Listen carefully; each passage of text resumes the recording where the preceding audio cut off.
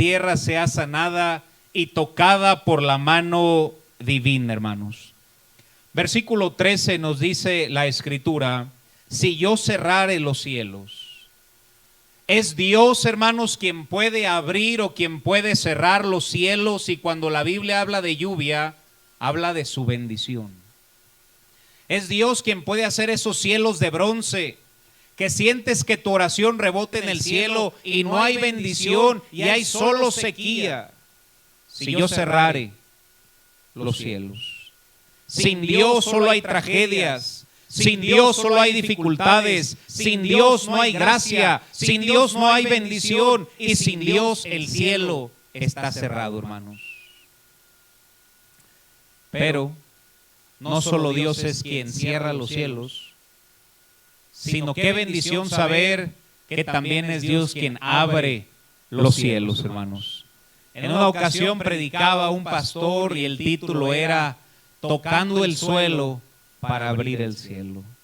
Y es de lo que nos habla este siguiente texto, cómo debemos buscar a Dios con oración. Y Dios, hermanos, oramos que nos dé cristianos quebrantados que oren no solo por ellos y su familia, sino a favor de su país, para que Dios bendiga a México, hermanos. La respuesta para el avivamiento y la bendición de un país no está en ningún partido político, no está en Morena, ni en ningún otro. La esperanza de México está en Cristo, hermanos, en nadie más. Siguiente versículo nos dice dónde está la respuesta para que Dios bendiga a un país.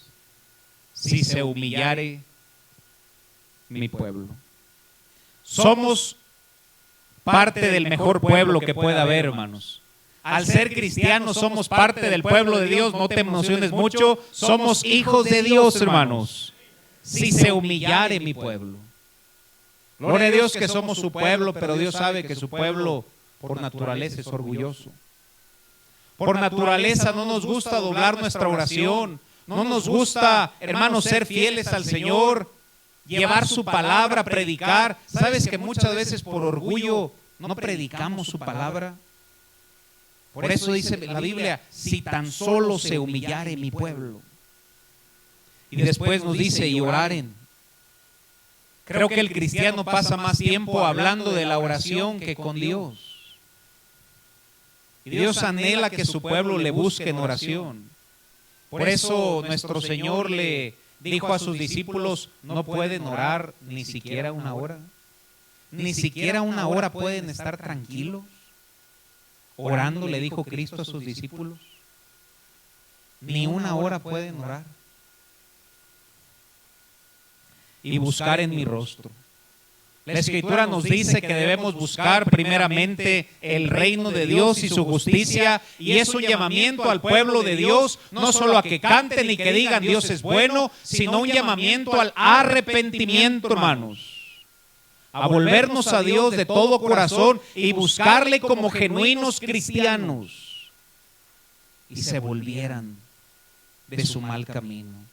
Y no es culpabilidad lo que tiene que tener un cristiano, dice la Biblia, que el que confiesa sus pecados y se aparta, alcanzará misericordia. Dios nos exhorta a venir con Dios esta noche y ponernos a cuentas con Dios. Y quisiera preguntarte en esta noche, querido hermano y querida hermana, ¿estás a cuentas con Dios? Porque hoy es una buena noche para que te pongas a cuentas. Él mismo te da la invitación.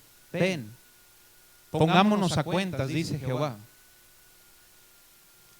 Y si hacemos eso, dice la Biblia, entonces primeramente tenemos que volvernos de nuestros malos caminos, tenemos que arrepentirnos de nuestros pecados, y entre comillas, no dice pecado, hermanos, si somos honestos batallamos más que en un pecado. Y dice la Biblia, es un llamamiento al arrepentimiento de todos los pecados. Y nos dice, entonces yo iré desde los cielos. Hermano, levante su mano. ¿Quién quiere que Dios escuche su oración? Hermano, levanta tu mano. Para que Dios escuche nuestra oración, primero debe haber un genuino arrepentimiento, hermanos. buscarlo de todo nuestro corazón, buscarle en oración, y entonces Dios promete oírnos desde los cielos, perdonar nuestros pecados y sanar nuestra tierra. Amén, hermanos. En vez de quejarnos por nuestro país, mejor oremos por nuestro país. Te pregunto, hermano, ¿oraste hoy por México? Miren lo que Dios promete ahí en Salmos 2:8, hermanos. Salmos capítulo 2, versículo 8 nos dice la Biblia: pídeme y te daré por herencia. ¿Qué dice ahí, hermanos? ¿Le has pedido por México, hermanos? Es deber de parte del pueblo de Dios orar no solo por ellos y sus necesidades, sino orar a favor de su país para que Dios bendiga a México, hermanos. Jeremías capítulo 7, versículo 26. El profeta empieza a describir esta nación. Leeré hasta el 28 y nos dice: pero no oyeron ni inclinaron su oído. ¿Sabes en qué clase de país vivimos, hermano? En que la gente no oye. ¿Y sabes qué es lo más trágico, hermanos? Es que a veces es difícil para las personas escuchar dentro de la misma casa de Dios. A veces aquí, hermano, me doy cuenta que me tengo que mover un poquito del púlpito simplemente para tener tu atención, para que escuches la palabra. Estamos dentro de un templo, hermanos. Ahora, ¿te imaginas cómo está la nación allá afuera? Si a ti te es difícil escucharla, ¿te imaginas a la gente afuera? Y dice la Biblia: esta es la nación que no oyeron. Sí, yo sé que Dios dice, pero es mi vida y hago lo que yo quiera. No inclinaron su voz, sino que endurecieron su cerviz. E incluso le hablas tú a la gente allá afuera de Cristo y que en Cristo hay salvación. Hermano, la salvación no viene en una iglesia, solamente deben de voltear a ver a Cristo. E incluso con eso endurecen su cerviz, se hacen peor que sus padres. Verso 27, y nos dice, siguiente versículo: tú pues le dirás todas estas palabras. Y fíjense lo que dice la Biblia: y le dijo al profeta, pero no te van a oír. Aunque prediques, la gente no te va a oír. Los vas a llamar y no van a responder. Hermanos, nuestros altares, y no solo en nuestra iglesia, en todas las iglesias están secos, hermano. Ya no hay arrepentimiento. Ya no hay genuinos corazones que volteen a ver a Dios. Y el siguiente versículo es muy contundente, porque nos dice: les dirás por tanto, esta es la nación que no escuchó la voz de Jehová. Y hermanos, y con el dolor de mi corazón, porque amo ser mexicano, esta es la nación que no escuchó la voz de Jehová su Dios. Aparte, no admitió corrección, pereció la verdad y de la boca de ellos fue cortada. Es la nación, hermanos, que no escucha la palabra de Dios, rebeldes a su voz. Si la oyen, endurecen su cerviz y no hay arrepentimiento. Sin embargo, la Biblia sigue diciendo: si se humillare mi pueblo, entonces Dios puede, hermanos, traer una ola de avivamiento y de salvación a nuestro país. Y la pregunta es: ¿quién fallará? ¿Fallará el versículo, hermanos? ¿Creemos que hay errores en la palabra de Dios, hermanos? Entonces, si no hay error en la promesa, ¿en dónde está el error, hermanos? ¿En quién, hermanos? En nosotros. En cada uno de nosotros, por no hacer nuestro deber como pueblo de Dios, como cristianos, como creyentes. Y aquí empieza el mensaje, hermanos. Vayamos a Génesis capítulo 18, versículo 20, y estudiaremos la historia de dos naciones, o dos ciudades, como gustes verlo, y ver cómo Dios obró en una y cómo Dios obró en la otra. Génesis 18, 20. Entonces Jehová le dijo: por cuanto el clamor contra Sodoma y Gomorra se aumenta más y más, y el pecado de ellos se ha agravado en extremo, Dios promete destruir Sodoma y Gomorra, porque el pecado y la maldad eran grandes, y llegó a su presencia. Del verso 3 al verso 25 lo van a ir viendo lentamente ahí para ahorrar un poquito de tiempo. Pero en eso llega su siervo y le dice: Señor, si he hallado gracia, te ruego que no pases de tu siervo. Y si tan solo encontrara, Señor, 50 justos, ¿pudieras tú perdonar la maldad de Sodoma y de Gomorra? Versículo 26, ya vamos hasta el 40, versículo 26. Dios le responde y le dice, fíjense hermanos, entonces respondió Jehová, si hallar en Sodoma, ¿cuántos hermanos? Perdonaré a todo este lugar. Y fíjate, tengo subrayado lo que está a continuación, por amor a ellos. ¿Por amor a quiénes? A los justos. Aquí no importaba el número, eran los justos. Dios perdonaría una ciudad rebelde si hubiera 50 cristianos. Los ojos de Dios no estaban sobre el inconverso, los ojos de Dios estaban sobre los justos, sobre los cristianos. Después le dice su siervo, bueno, tú que eres el juez de toda la tierra, ¿no has de hacer lo que es justo? Y si tan solo de 50 tal vez hubiera 45, versículo 28. Por 45 perdonaría a Sodoma y Gomorra. Dios dice, está bien con que haya 45. Después le dice, ¿y qué si hubiera 40? Si hubiera 30, si hubiera 20, si hubiera 10. Y hermanos, y llegan a la plática al decir, si hubiera 10 cristianos en esa ciudad, perdono Sodoma y Gomorra. Y Dios iba a perdonar y salvar toda una ciudad por amor a los 10 cristianos. Versículo 32 me impresiona, dice, no se enoje mi Señor, si hablare, quizás haya ahí 10, no la destruiré. Respondió, ¿por amor a quiénes, hermanos? Y me impresiona el versículo 33 porque dice la Biblia, y Jehová se fue. ¿Sabes, hermano? Tal vez si le hubiera dicho, y si hubiera 5, tal vez Dios hubiera perdonado la ciudad. Y se fue. Pero llegaron a decir, hermanos, que si solamente hubiera 10 cristianos, Dios salvaría toda la ciudad por amor a 10. Cuando te pones a pensar en Lot, la Biblia dice que Lot era cristiano y él vivía en Sodoma y Gomorra. Tenemos a Lot, tenemos su esposa, la Biblia habla que tenían 2 hijas, ellas tenían 2 novios y eran 6. Lo que me hace pensar, hermanos, que probablemente ni siquiera toda su familia era cristiana. Y quisiera preguntarte, hermano y hermana, ¿toda tu familia ya se volteó a Cristo? ¿Ya son creyentes en la Biblia, en Dios, tienen fe? Si Dios te pidiera 10 cristianos para perdonar una ciudad, ¿los podrías encontrar y los tendrías en tu hogar, en tu familia? Con 10 salvos Dios perdonaría una ciudad, hermanos. Y quisiera preguntarles, hermanos, ¿Lot cumplió con lo que Dios le pidió, sí o no, hermanos? No, no consiguió a los 10. Y por eso sabemos el resto de la historia. Dios, hermanos, mandó azufre y destruyó completamente Sodoma y Gomorra porque no hubo 10 cristianos. Lo que me hace pensar, hermanos, ¿tú pudieras tener 10 cristianos? Porque la salvación a una ciudad no está sobre el inconverso, el que no conoce a Dios, sino sobre el creyente, sobre nosotros. Por eso dice la Biblia, si mi pueblo, porque sus ojos para salvación en una ciudad están dentro del pueblo de Dios. Amén, hermanos. Sabemos que Lot se fue tras el mundo, tuvo en poco las cosas de Dios, fue poniendo sus tiendas hasta Sodoma, hasta que estaba sentado en las entradas de esa ciudad, una persona de renombre, pero alejado de la voluntad de Dios. Incluso perdió el respeto de su familia.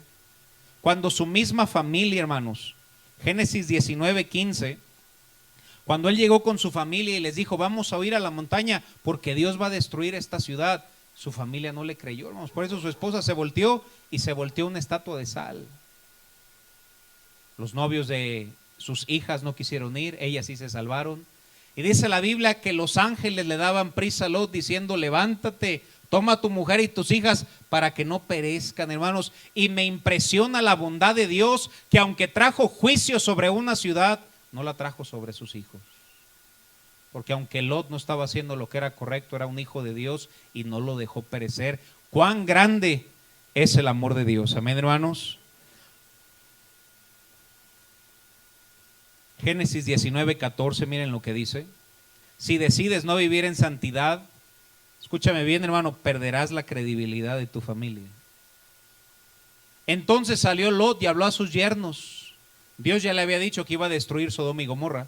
Le habla a sus yernos, los que habían de tomar a sus hijas, y les dijo: levantaos, salid de este lugar, porque Jehová va a destruir esta ciudad. Mas pareció a sus yernos como que, ¿qué, hermanos? Cuando tú vienes a una iglesia, pero no vives como un cristiano debe vivir, la gente allá afuera no te va a tomar en serio. Y le vas a decir: oye, el arrepentimiento, Cristo viene. Cristo, pero si ve cómo vives tú. Y tendrán en poco, como fue con Lot.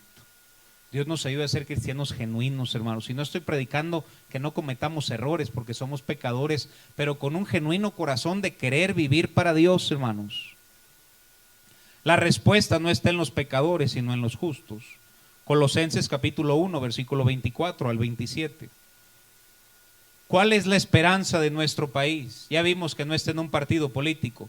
¿Cuál es la verdadera esperanza que tiene nuestro amado México para que sea bendecido? 24 al 27. Ahora me gozo en lo que padezco por vosotros y cumplo en mi carne lo que falta de las aflicciones de Cristo por su cuerpo, que es la iglesia, de la cual fui hecho ministro, que administro la palabra de Dios. Vamos a ir al versículo 27. Y nos dice la Biblia: a quienes Dios quiso dar a conocer las riquezas de la gloria de este misterio entre los gentiles. Vamos a leer juntos lo que sigue, hermanos. Que es Cristo en vosotros, la esperanza de gloria. ¿Cuál es la esperanza para un país? Tenemos un hermano que solo habla inglés. What is the real hope for a country? It's not government, it's not the White House, but his people, Christians. La respuesta de Dios no está en el gobierno, hermanos, sino en el pueblo de Dios. Y nos dice la Escritura que es Cristo en vosotros, la esperanza de gloria. Christ in you, the hope of glory. La esperanza que tiene un país es el Cristo que está en tu corazón, hermanos. Porque no dice la esperanza es Cristo, dice Cristo en ti, la esperanza de gloria. ¿Por qué, hermanos? Porque en ti está el mensaje, en ti está la verdad, en ti está la palabra. La esperanza, supongamos, nuestro hermano Luis, pásale un poquito. Cristo ya mora en su corazón, hermanos. ¿Y sabes cuál es la esperanza de un mundo perdido? O vamos a aterrizarlo un poquito más. ¿Sabes cuál es la esperanza de la familia de mi hermano Luis? El Cristo que vive aquí. Porque ¿saben cuál es la persona más cercana para predicarle el evangelio a su familia? ¿Quién, hermanos?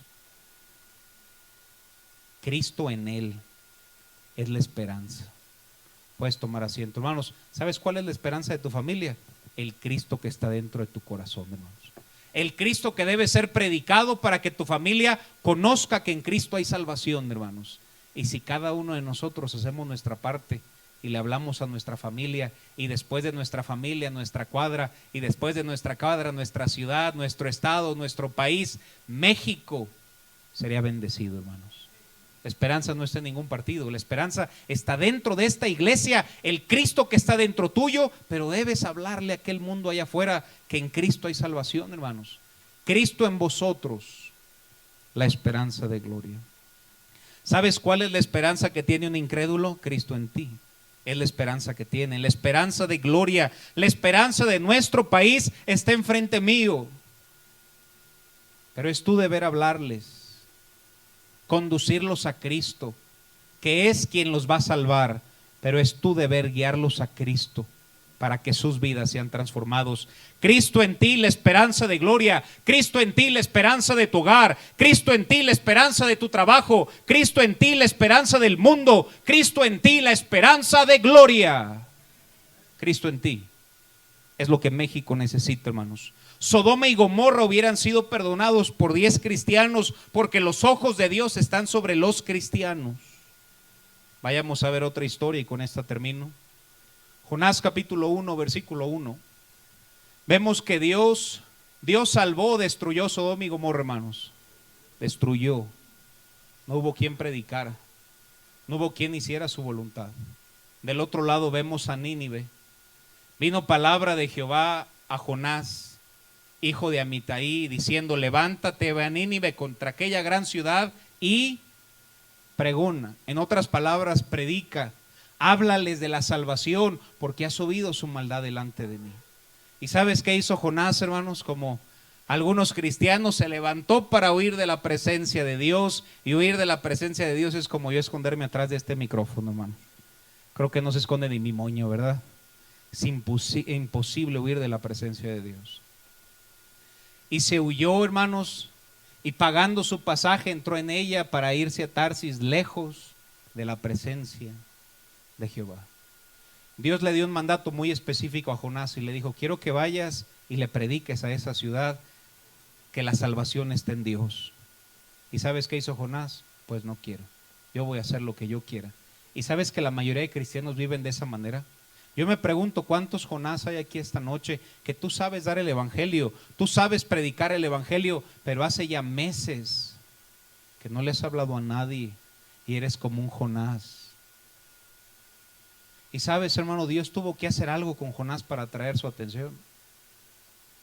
Quien se sepa la historia, ¿qué hizo Dios con Jonás, hermanos? ¿Qué le mandó? No, bueno, fuera que nada más una tormenta. Le mandó un gran pez, ¿verdad? ¿Qué tiene que hacer Dios para tener nuestra atención? Para Jonás fue un gran pez. ¿Qué será para nosotros? ¿Cómo necesitamos voltearnos a Dios, hermano? Y a veces Dios necesita hacer algo en nuestra vida para voltear nuestra mirada a Él. Después, hermanos, Jonás en el capítulo 2, después de haber huido, él vuelve, él busca a Dios en oración. Entonces oró Jonás a Jehová desde el vientre del gran pez. ¿Y cuántas veces tú y yo estamos metidos en tantos problemas y es ahí que le decimos: ay Dios, ayúdame? Y fue hasta esos momentos que Jonás se volteó a Dios. Y a veces Dios nos orilla hasta llevarnos a esos momentos para que de todo corazón en verdad busquemos al Señor. Y él oró y en el versículo 9 le dice: Señor, te prometo que pagaré lo que te prometí. ¿Cuántas veces hemos estado metidos en un problema? Y le dices: Dios, si me ayudas de esto, ahora sí te voy a servir. Voy a hacer lo que te prometí. Y Dios es tan bueno que muchas veces sí nos libra y nos salva, amén, hermanos. Pero a veces a ti se te olvida que fue Dios quien te libró, que fue Dios quien te salvó y tú le hiciste algunas promesas. Te prometo que ahora sí le voy a hablar a otros de Cristo. Te prometo que voy a apoyar, voy a servir en tu obra. Y no lo has hecho, hermano. Vemos que más adelante y en el capítulo 3, versículo 1, Jonás se pone a cuentas con Dios, hermanos.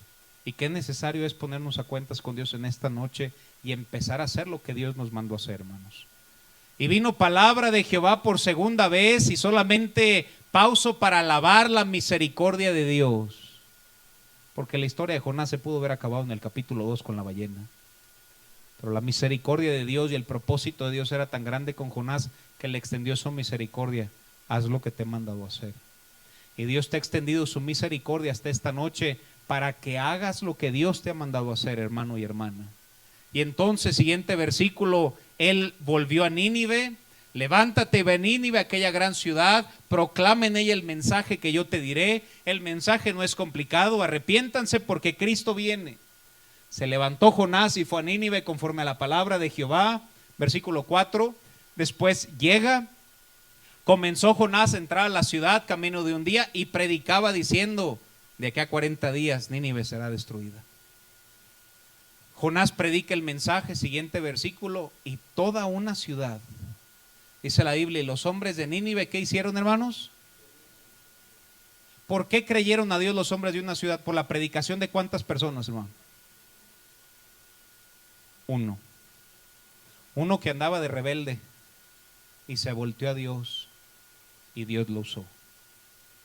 Y creyeron a Dios. Desde el menor hasta el mayor, hasta ayunaron, se arrepintieron. Hermanos, Dios bendijo a Nínive, 600,000 almas fueron salvas. El avivamiento más grande de toda la Biblia. Y todo fue provocado por un cristiano que se puso a cuentas con Dios. Tenemos dos historias y las dos son similares, pero acabaron muy diferente. Lot, ve y predica, ve y sírveme. No, voy a hacer otras cosas. Y Dios destruye esa ciudad. Jonás, ve y predica a Nínive. No quiero ir. Y después dice, bueno, es tu voluntad, iré. Y va y predica. Y toda una ciudad se arrepiente, porque un justo, un cristiano, hermano, escúchame bien, puede provocar la salvación de una ciudad. Y yo quisiera preguntarte, hermano, esta noche, ¿tú pudieras ser ese Jonás?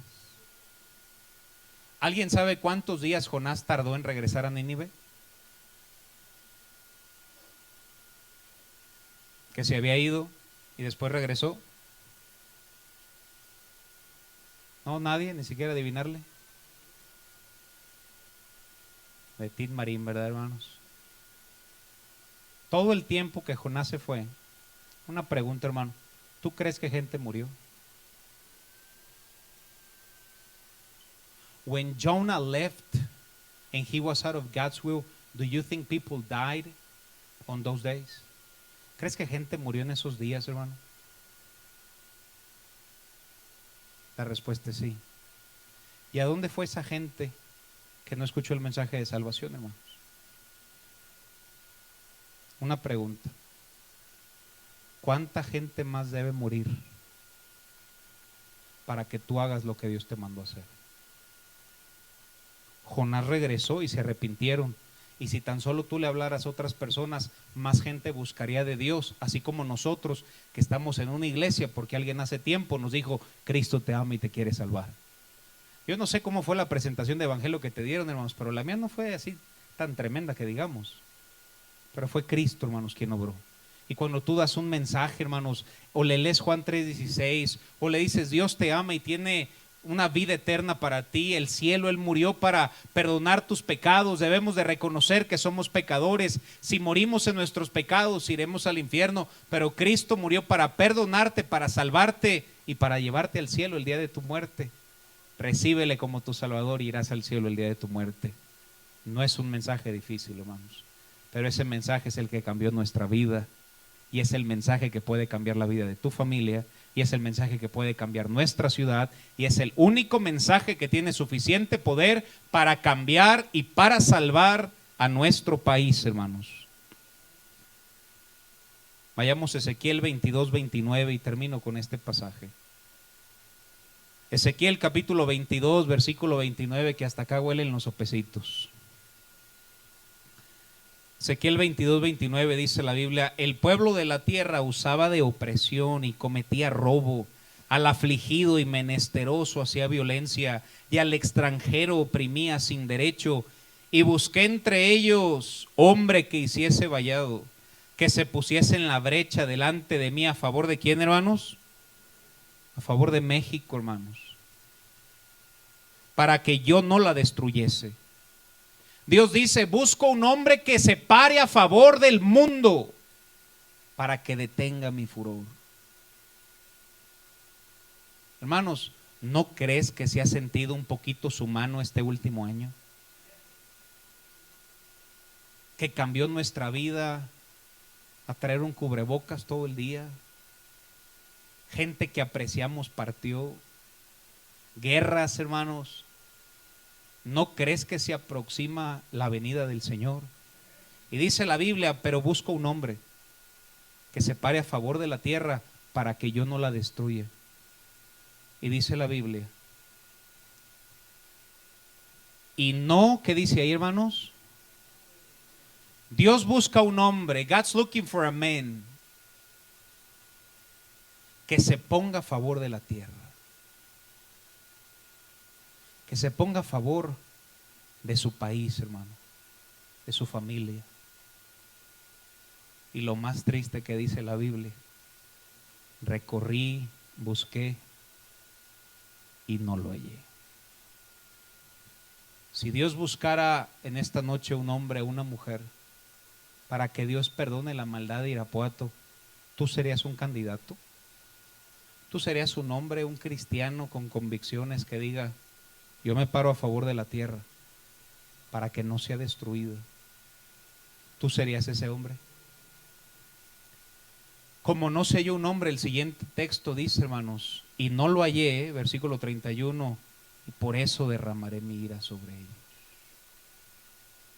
Dice, por tanto. Todos queremos que Dios bendiga nuestra ciudad, hermanos. ¿Estás dispuesto a pararte por tu ciudad, por tu Dios? ¿Estás dispuesto a levantarte y orar por tu país, por tu ciudad? ¿Y estás dispuesto sobre todo a tomar su palabra y decirle al mundo allá afuera que en Cristo hay salvación? Y busqué entre ellos uno. Cuando Dios lo pidió para Sodoma y Gomorra, no hubo uno, Dios lo destruyó. Cuando Dios pidió uno que se parara a favor de Nínive, encontró uno medio rebelde, pero se puso a cuentas y Dios salvó una ciudad. La historia de Irapuato está en tus manos, hermano. ¿Qué vas a hacer con el evangelio que ya está en tu vida? Cristo en ti es la esperanza de gloria. Dios sigue buscando por un hombre. Y si tú decides en esta noche ponerte a favor de la tierra, ponerte a favor de México, hacer lo que esté en tus manos para que Dios bendiga a México, si ese es tu sentir, ¿por qué no te pones de pie en esta noche y dices, yo voy a orar por México? No solamente voy a orar por México, pero voy a predicar, quiero servirle. Y busqué un hombre, una mujer que se ponga a favor de la tierra. El texto termina muy triste porque dice, no lo hallé. Pero qué bendición si Dios encuentra unos cuantos en esta noche. Ponte de pie si tú eres ese alguien, hermano. Mientras el piano comienza a tocar, la invitación sigue abierta. Si tú ya te pusiste de pie, cierra tus ojos, hermano. Y mientras el piano toca...